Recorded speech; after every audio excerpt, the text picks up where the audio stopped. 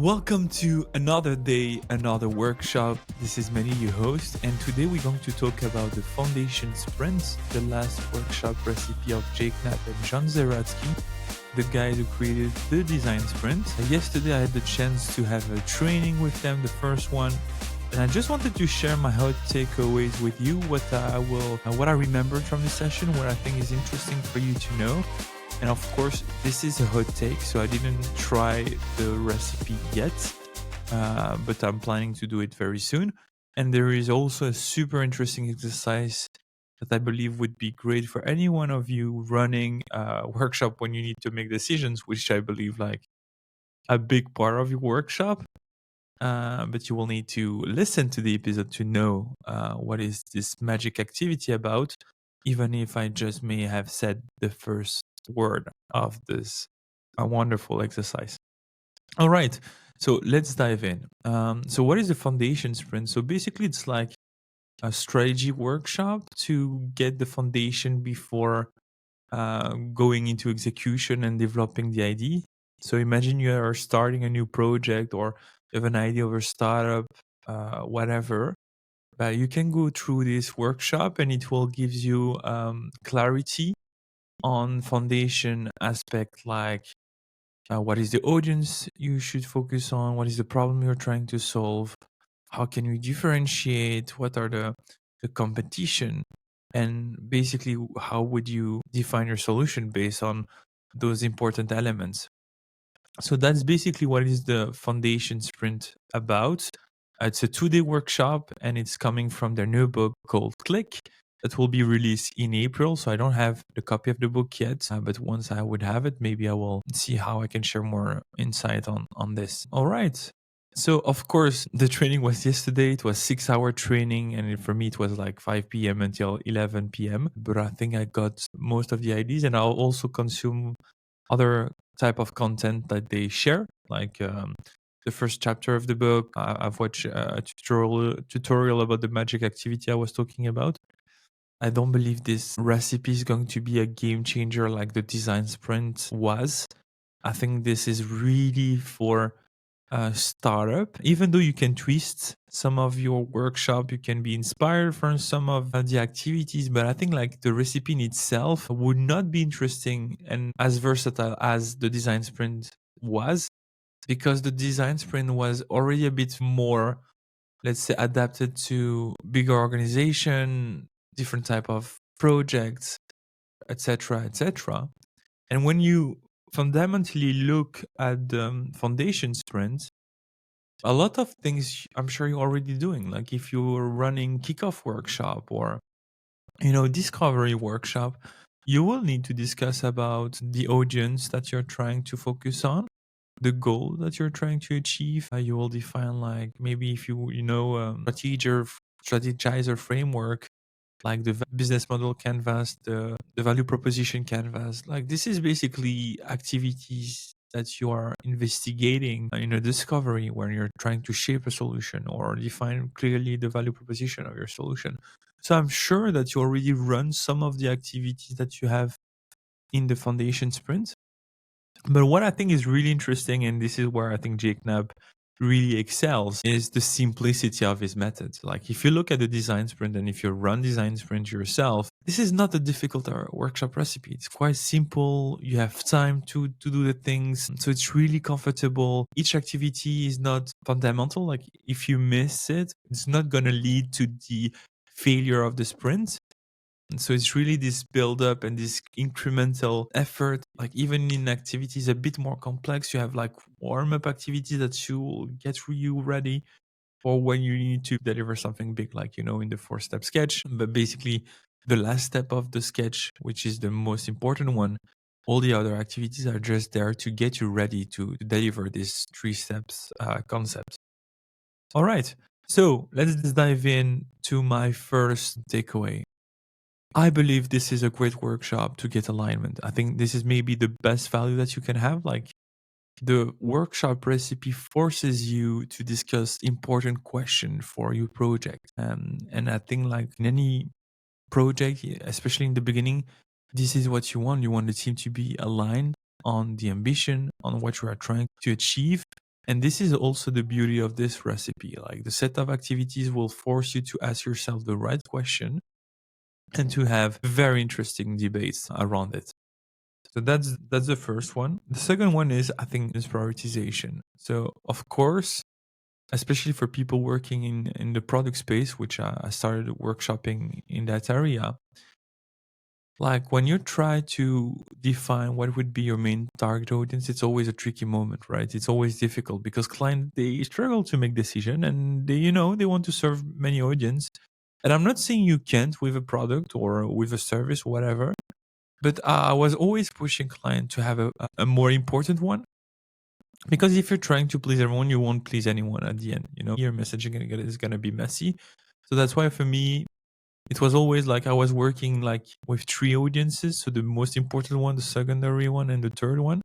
Why 3? It was also like to find a way to please and to put the client comfortable with what we are doing, even if we at the end we won't consider anything about the third one. But just so that it's mapped, it's in front of their eyes, and they feel comfortable with what we are doing. But basically, yeah, it's always tricky to get this, like, what is the audience that we should focus on first? And in the training, John Zeratsky shared a very interesting question, which I think is brilliant. And again, very simple. Is like, I will read you the question. If we don't get it right for this customer, nothing else matters.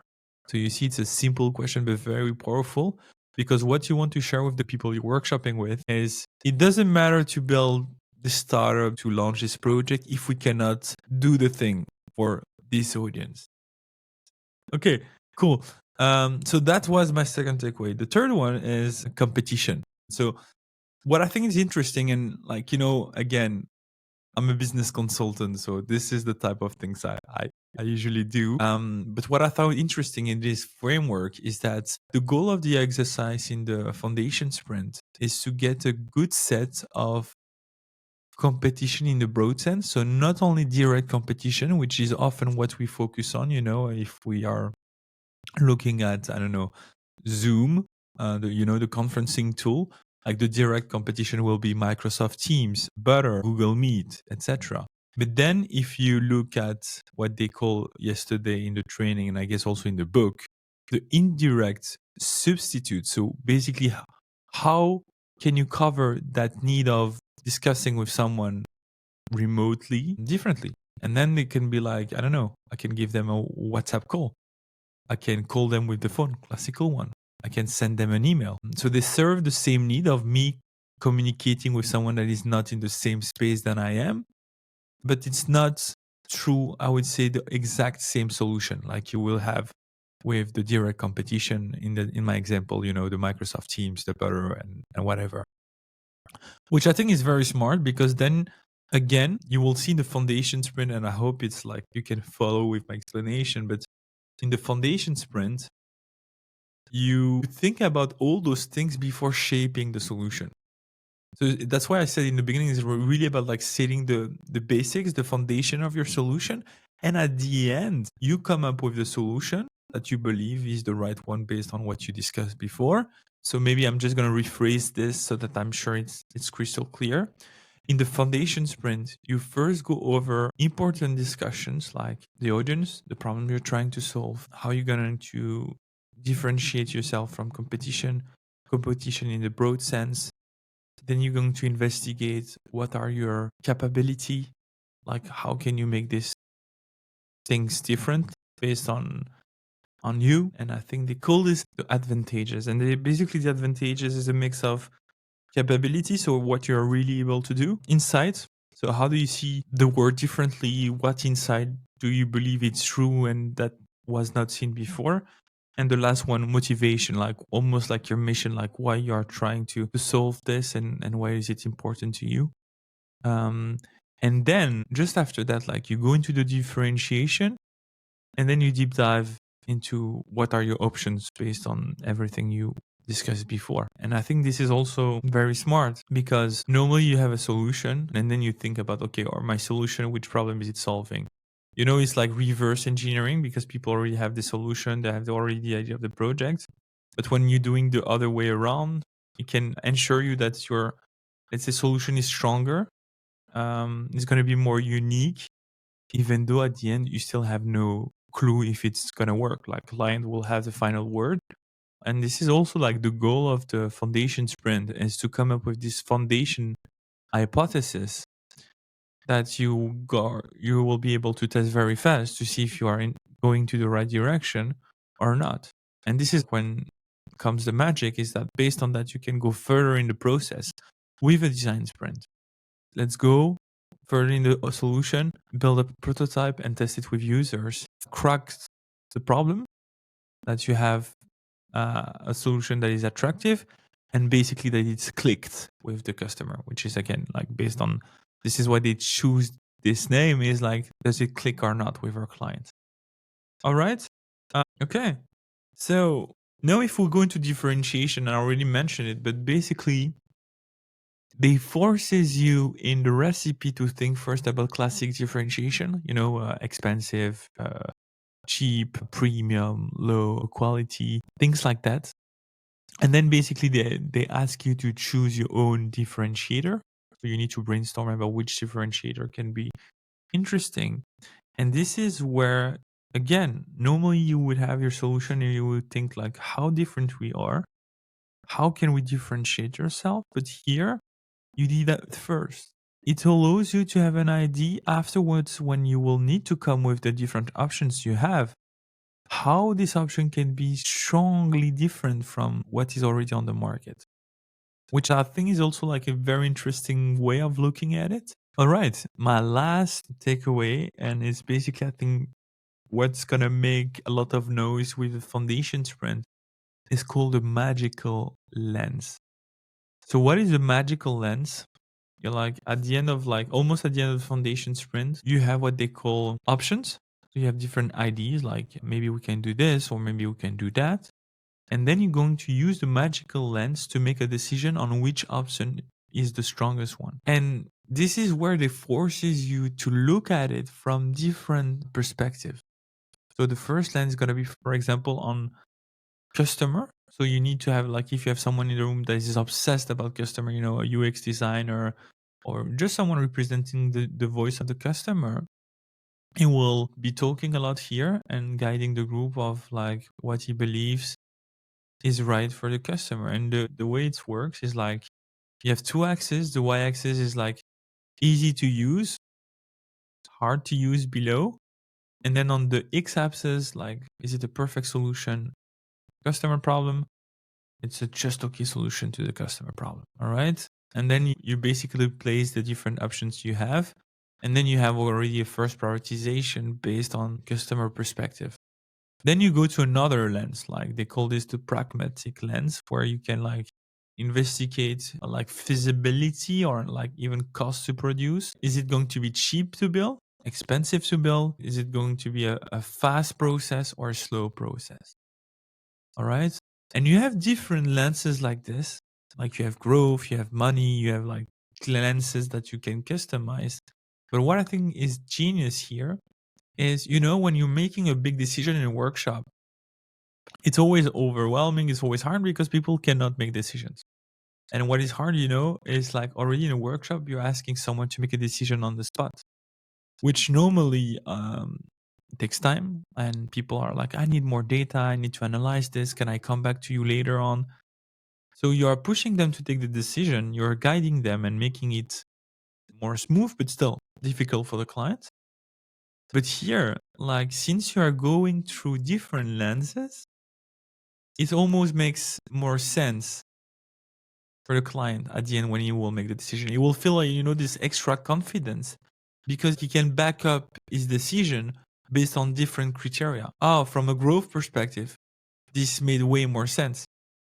From a feasibility point of view, this solution is faster to build. It's going to be cheaper too, And all of that like gives him the rationality, backupping the fact that he believes he make the right decision. So I think it's better for the client to give him this extra confidence so that they can feel at ease with the decision they just make. Most of my workshop, and I'm sure yours as well, are like custom made, like based on the client's goals and stuff like that.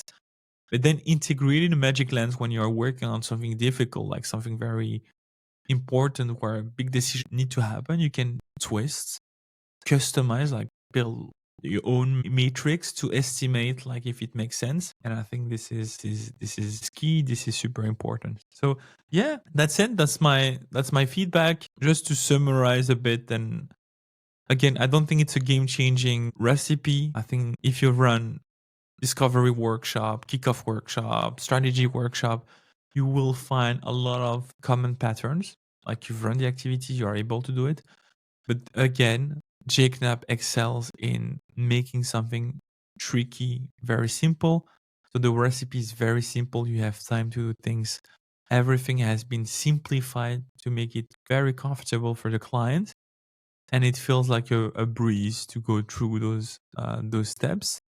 And again, you have tools like the magic lens giving this extra confidence that the client would need when making a big decision, like what should be the main solution of my startup, for example. So that was it. I hope you enjoyed this episode. Let me know, and I will probably write something more complete in my newsletter. So you can also check this out. I will put the link in the bio. I wish you a very good day, and we see each other very soon. Bye-bye.